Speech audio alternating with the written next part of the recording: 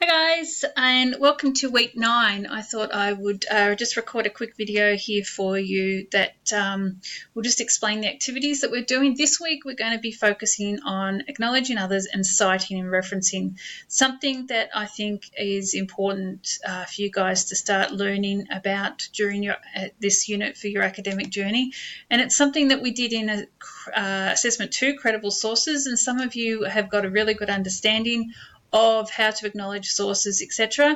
And some of you are just developing it, but that's something that we can move forward with.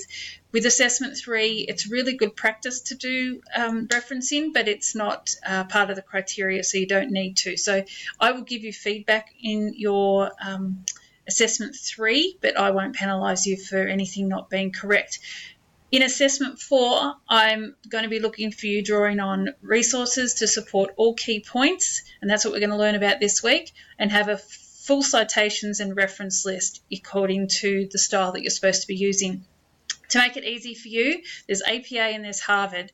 So if you're an education student, a criminology student, or a psychology student, you need to be using APA. Anyone else can use Harvard.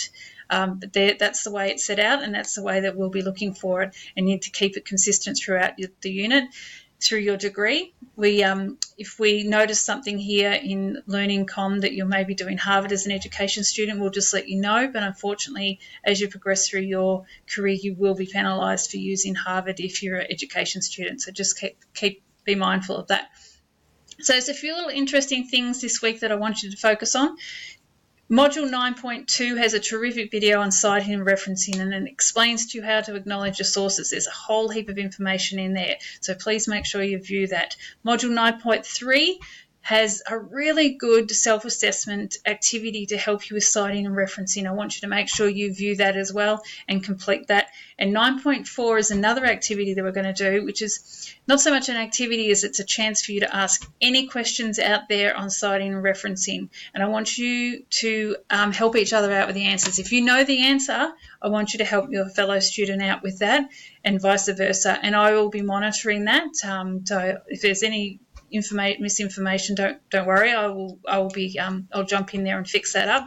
But it's important for you to offer each other feedback and learn and grow from that as well. It's a really fun week because we get to learn a little bit more about how to acknowledge our sources, which is something that we need to do in our academic journey. So that's enough for me today. So I'm going to be jumping in the discussion boards. Make sure you go view 9.2, 9.3, 9.4.